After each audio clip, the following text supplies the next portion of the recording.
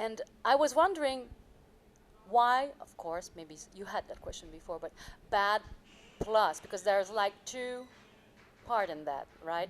There's the bad and there's the plus. So someone of you would explain what means bad plus for you. For me, togetherness. It means togetherness and love and light and joy. Food, wine, good conversation. Right? It means nothing. And all that stuff.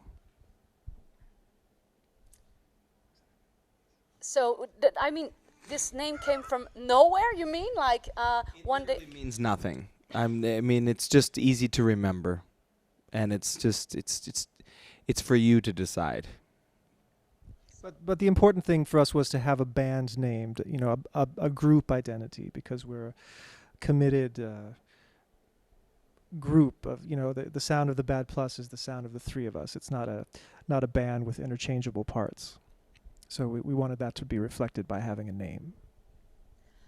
And Bad Plus, you've been together for 9 years around, something like that. It's your 8th album that you just released, For All I Care.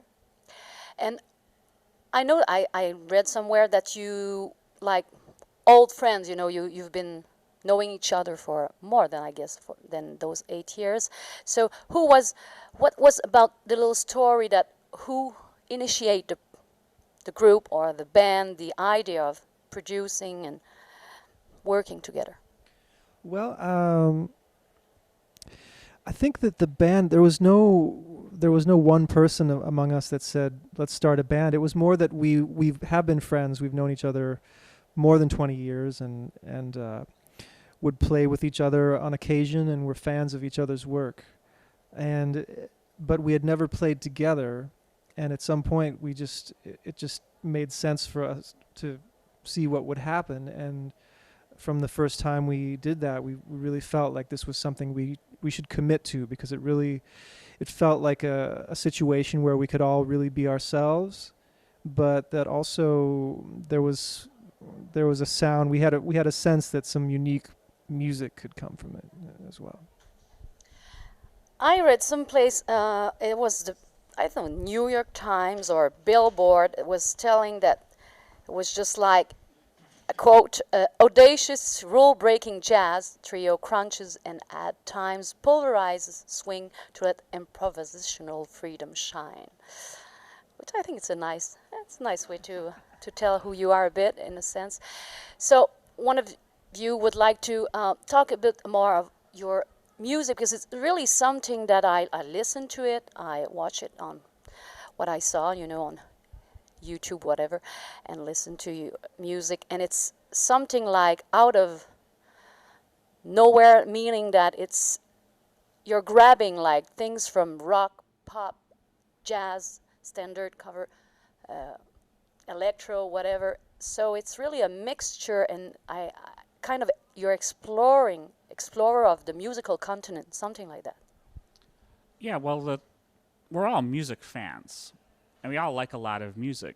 I think maybe the way to look at it is that we're not ashamed or afraid of any influence. If we like something, as long as we can do it so it sounds like us, we can put it in there. We love prog rock. That's in the sound of the Bad Plus. We love electronica. That's in the sound. It's fully accepted. You know, whatever any one of us wants to bring in and say, let's go in this direction a little bit, it's immediately, it just has to be done. So it's, in a way, it's more natural and organic that way than if we sat around and saying, like, what if we have a jazz group, but let's add some things to it. Well, let's flip to the index card. Let's add some prog and electronica and stuff. It wasn't like that. It was more like, this is just what we like, so we'll accept it. Some people would say, not me, but some people would, I think, say that it's some pure jazz, it's not really jazz, or some people say it's not rock, or it's not that. Is it something like you would say your nature is like, I would compare to a native people, you know, when they marry with let's Yeah, say. I think This there is is a mix, you know, and you're not black, but you're not white, but you just, you know, there is some sort of tribal language because we are from the same area actually.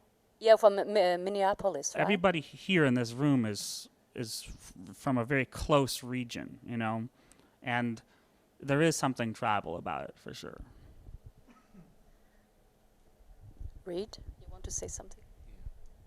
Yes. What was I going to say? I think that that's,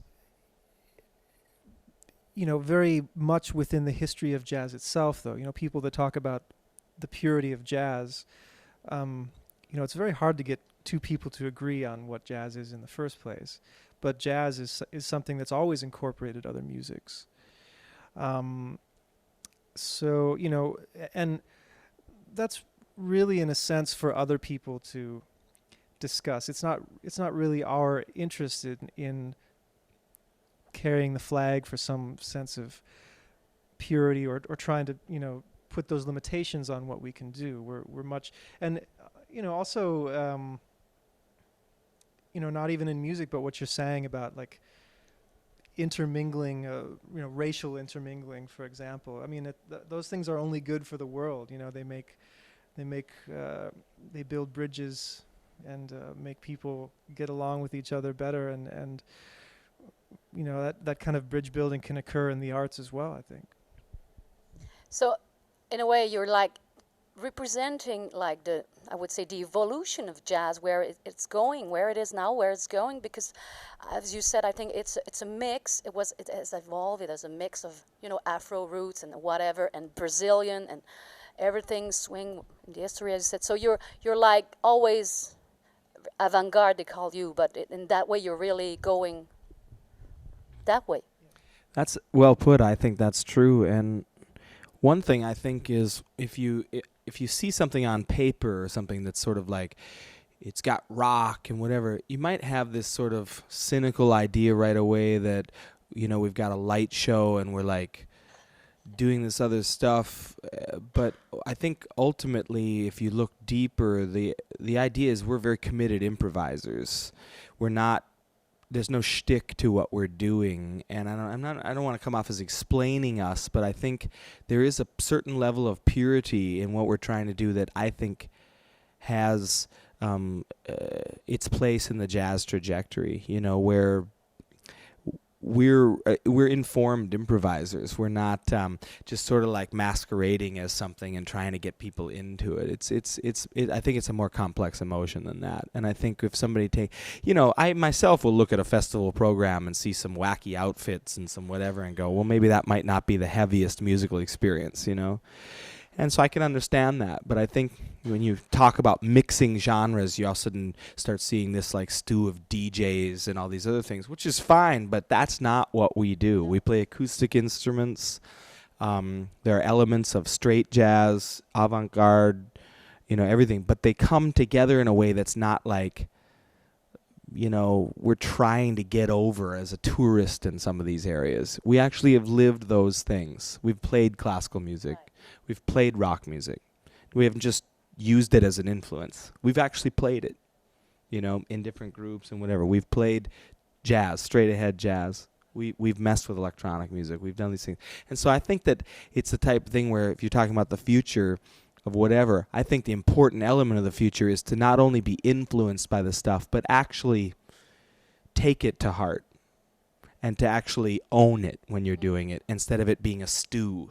It's more like, no. It becomes a new language when you own it, when it is a part of you instead of a sampling platter, you know?